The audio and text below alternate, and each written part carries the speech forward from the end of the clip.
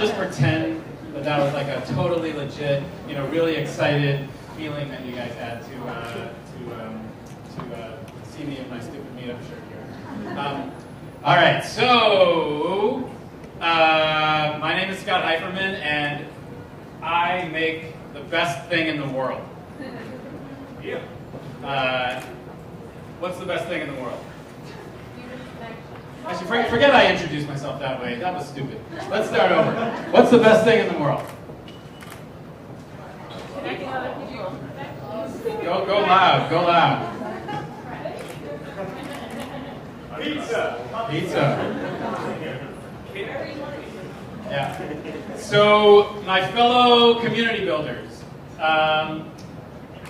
the simple job of bringing people together is really friggin' powerful. So, I met a woman here.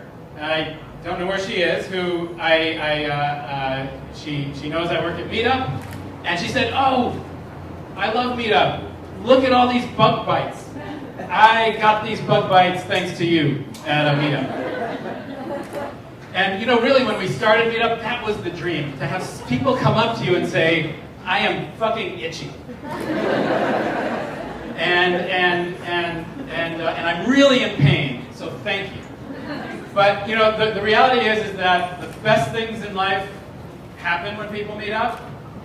The worst things happen when people meet up. But usually the best things.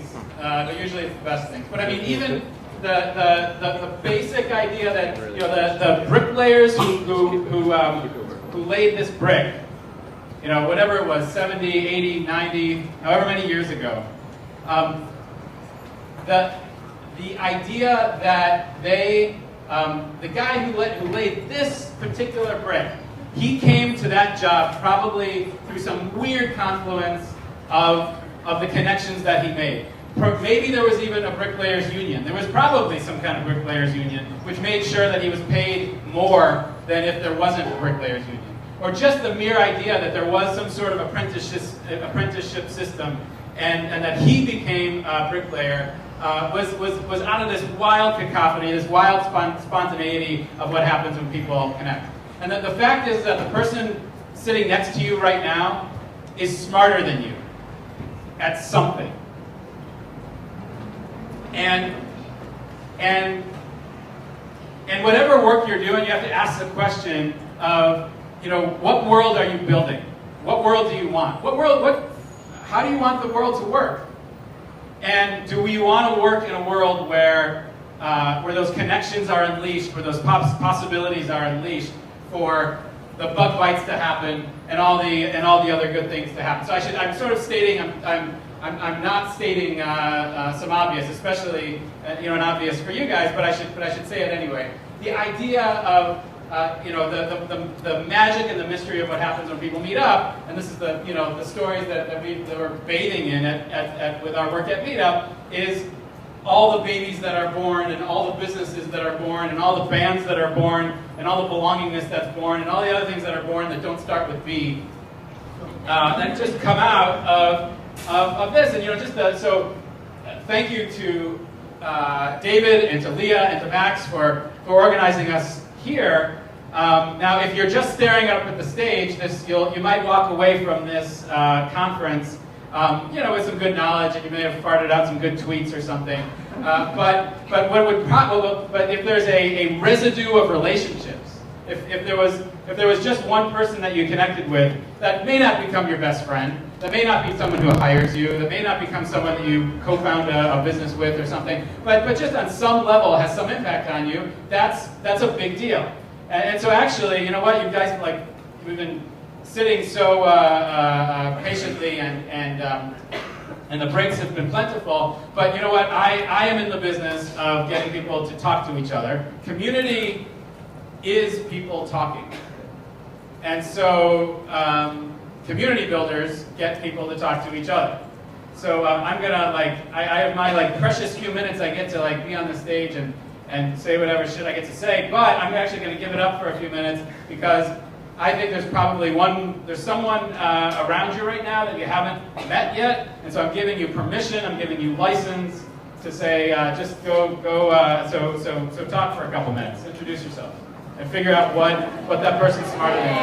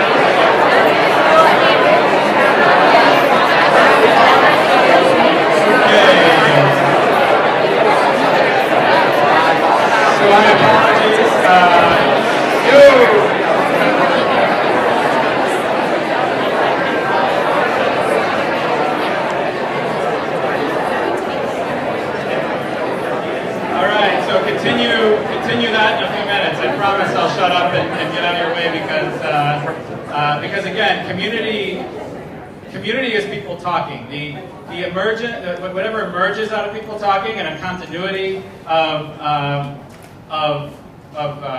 continuity of relationships, a continuity of conversation that leads to collaboration, that leads to all kinds of good things, is community. And that's like, it's like one of those stupid, like it's one of those obvious things, but that's, after 130 million RSVPs to meetups and seeing, when it's happened, when it's worked well and when it hasn't worked well, it really does come down to whether it's more circles than rows. And so, y'all here in rows, and that's nice, but my main sort of question and hope and instruction for you is how in your work can you get people talking? And a lot of this is a room where a lot of you obviously do that. But I think the word community is someone must have said it today. I didn't hear it, but like it's just the most overused, undefined, misused words. That even when it sort of feels like this must be community. The question is, are people actually talking? Are people actually talking, online or off? And so I really implore you. Who here gets people talking? Do you get people talking in your work? Sir, what's your version? Sorry to pick on you. What's your version of? Do you actually get people talking? Doing a lot of forum work, engaging in our community forums, and doing feature requests, feedback. Okay, and so gathering, so the New York Times had this like top secret report that says that they suck on the internet, and it was leaked on BuzzFeed or somewhere, and it talked about how they need to create more community, and they need to engage people, but they made that sort of the classic mistake in the way they talk about it, which is essentially what they meant was, how can they get feedback from readers? How can there be interaction between readers and the journalists? And I want you to like look at that with a critical eye and ask, okay, great, people talking to the New York Times is fine, which is obviously a break from just the New York Times talking to people. But again, it's how do you get people talking to each other? How do you get people talking to each other?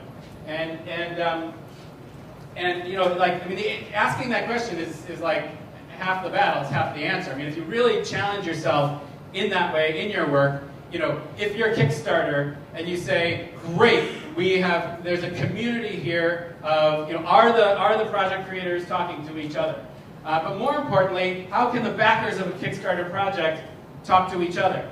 And you know what? Most of the time, like, that'll just be a bunch of gibberish crap that won't mean anything. But you know what? It's the seeds that get planted when you empower and enable people to talk to each other that emerges.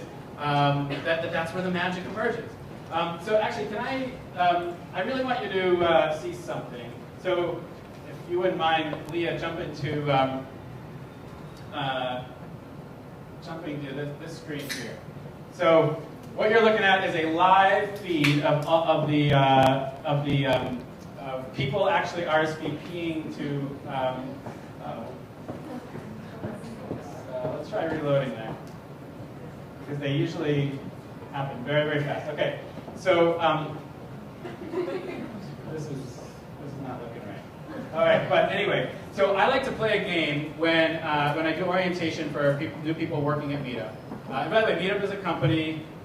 Just like, who was it who said from Etsy, they go to meet up with Etsy sellers in other cities, and they're like, oh, people work at Etsy? So Meetup is about 130 people, based a couple of blocks that way. Big, incredible community team, big, engineering, design, development team. And so I play this game with people where I freeze on this stream, and I say, let's put the game is, what are they thinking? What are they thinking? Really, really jump into. I just saw one that said San Diego reluctant runners. Did you catch that one? Okay, so let's just someone make up a story of that person who just RSVP'd to the San Diego reluctant runners. What's going on there? What are they thinking? They lost a bet and told someone they would run a marathon. They lost a bet and told someone they would run a marathon. Yes, maybe. What else? They got a stress fracture and they have to retrain. So they're reluctant to, okay, but go a little deeper. I mean, if you're a community builder, you live the idea that people are struggling. That, like Bob Dylan's grandmother said to him, be kind because everyone you meet is fighting a hard battle.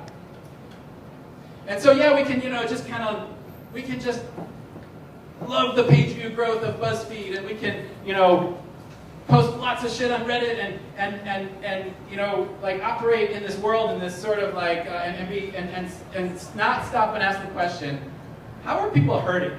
How are they frustrated? How did they not get that job that they were really hoping to get and they interviewed for and they didn't get?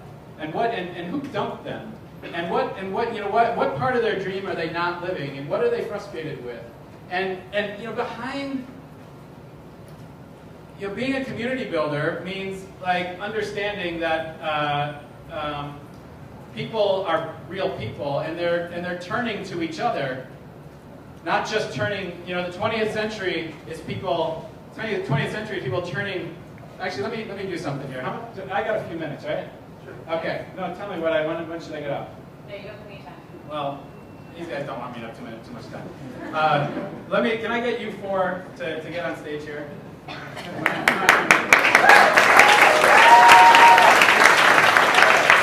So I'm going to demonstrate the 20th century and the 21st century with these fine folks. All right. First, we're going to demonstrate the 20th century. So I want you to get in a little circle here, but turn away from each other. Turn away from each other. Okay, so I here I'm big media, I'm big industry, I'm big finance, I'm big pharma, I'm big box retail, I'm the big economy, and I basically compelled all of them to just shop at Walmart, to just watch big TV, to just kind of get their mortgage from some giant conglomerate that doesn't know who they actually are. And you know what? I've got them turned away from each other and turning to the big market. Now let's look at that's the 20th century. History lesson in a second. Now the 21st century is, you guys turn around.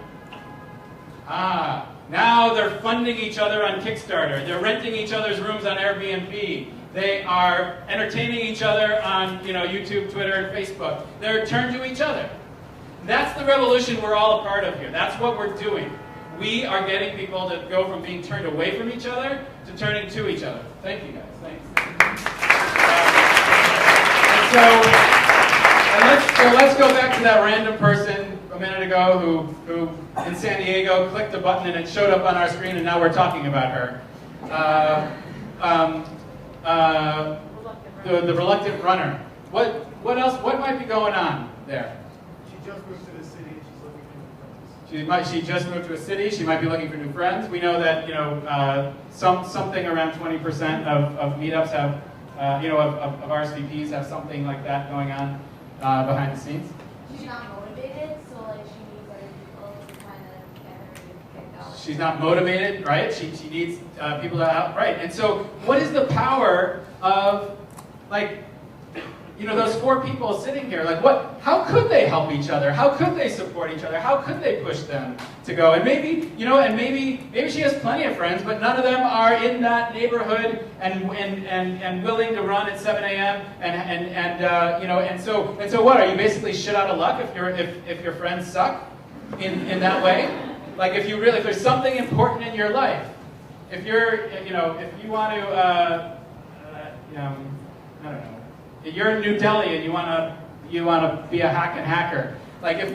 Are you out of luck if your friends aren't that? And so, again, I think the main my main message to you, takeaway, as I try to wrap up here, is you really have power to connect people. Not just to collect their feedback, although that's probably really important and really awesome, and you're probably doing a really good job at it, but push harder and say, how do you get people not turn to you, in your company, or your brand, or your whatever, but how do you get them talking to each other? Because community is people talking. And, I will even go so far as to say, if your job is to try to create community around a brand that there may not need to be any community around, quit your job. Because there's a lot of community to make. And we, think of it this way. When I see this, and the thing, by the way, I've been just like, I'm just a guy who has a job, work at the job, 12 years, every day, hacking away, crafting away at making Meetup better and easier and faster. And we're not the hot thing, and no one gives a shit about us. We're just quietly doing our thing, and we're going to keep growing and growing and growing. But the point is that shit. What was my point? What was I just talking about? Community. I was talking about community. What was that? Oh, yeah, quitting your job, right. Oh, so at the end of the day, it's like you just look at you look at every little community that gets created on Meetup, and I think of it as like these people are like these little stars, and they've come together and they've formed a constellation. But you look up at the sky, and then together all those constellations light up the sky. And I believe that in whatever you're doing, whatever work you're doing, where you can spawn and spark community, you're lighting up the sky. So, thank you.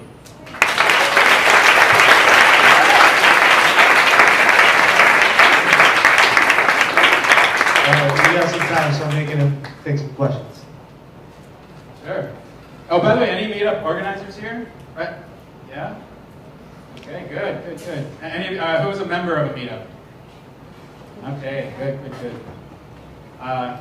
Question? Where did I see a hand? One in the back. I don't have a question. I just want to give a lot of gratitude.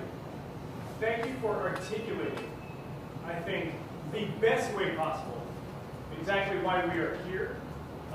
And that history lesson in a few seconds, where people turn away from one another and folks turn toward one another, is something that I've always known, but have never known how to say.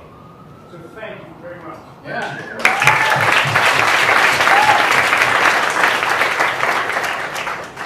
Oh, I did mention that, and with Etsy, they're selling stuff to each other. The Etsy woman over there. Okay. Anyone? Any other examples of that you want to brag about? Making stuff for each other. Yep. I work for a makerspace. We have electrical engineering department, wood shop, metal shop, a library of 3D printers. So people can function as larger companies with the skills and expertise and the resources that we provide, along with the education and software to go with that. Great. Great example. Yes. Yeah. I work for Wattpad and people are writing stories Oh. for each other. How many of you? It's okay to don't know who Wattpad is. You should look at Wattpad. It's amazing. It's really the storytelling, the writing marketplace that the world needs. All right. What else? Anything about the art and science of community building? What's the 22nd century look like? Well, gosh, if I have the best job in the world. I love my job. I'm not going anywhere. But I really did have this thought. A friend, Tony Shea is on the board of Meetup in Zappos, and he sent around a story yesterday, an old Isaac Asimov, little science fiction short story. And I decided, I was like, oh God, how much fun must it be to be a sci-fi writer? And I'm not anyone who ever read that shit, but now I'm like, oh wait, I'm in the business of we really are making a future, and there are people who have tried to do that. I actually am going to take a stab right now. 22nd century. So.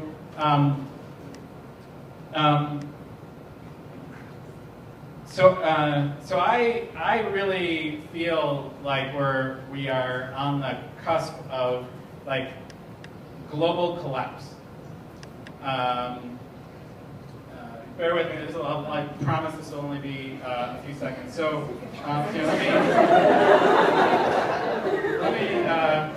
So a couple months ago, a bunch of girls were sitting in a school, and a bunch of guys go in, and they steal them, and they kidnap them, and those girls are still gone in Nigeria. And I'm not telling. It's not a story about human rights or women's rights or girls' rights or because they were stolen because they needed because these guys just didn't like the idea that girls get educated. The story, the thing I'm bringing up here is that how awesome must it feel to be one of those guys? Because maybe, like lots of people around the world, they're really struggling for an opportunity to do something purposeful or meaningful. And oh my God, all they have to do is steal and maybe rape these girls, and lo and behold, they're powerful. And war, there's a book by a guy named Chris Hedges. He says, war is a force that gives us meaning. And people, they need something to do. And to the Uber driver who drove me last night, who's so psyched that Uber exists because now he was not getting by, and now he is getting by because now we're turning to each other and giving each other rides. And selling to each other rides in a more sort of easier, frictionless way. he has this kind of a sense of a sense of purpose simply because he now has this opportunity, and it goes without saying that these evil motherfuckers who will kidnap these terrorists, who will kidnap these girls. I'm not saying there's anything but evil about them, but there is something to think about, like, where is the world headed, where the fact is that the rich gets richer, the poor get poorer, and opportunity becomes harder and harder to come by. And you might have a nice job doing your thing, and you work at Reddit, and you get to like deal with cat shit all day, and it's like really nice. But like most people don't have an opportunity to have a great job like the Reddit guy does. And so I say the 22nd century is going to be about this emergence of people out of just a mere survival. They're going to turn to each other, and those four people are going to really, really figure out how to be resilient and how to help each other and support each other and be powerful together.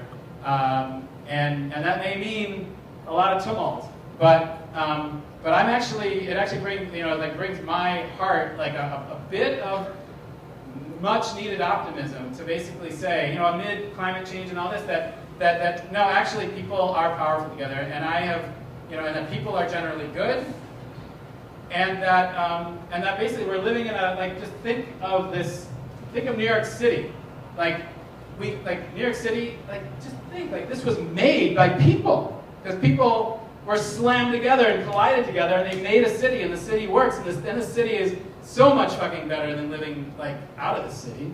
And we make stuff, and we make stuff, and we make a world. And so I just think that by making it more frictionless for people to make a world together, we're going to make the kind of world we want to live in, and we will get by. So that's my tutorial, step by step on how to build a community that you should take back and really put into action on Monday. Step 1, build an email list or something.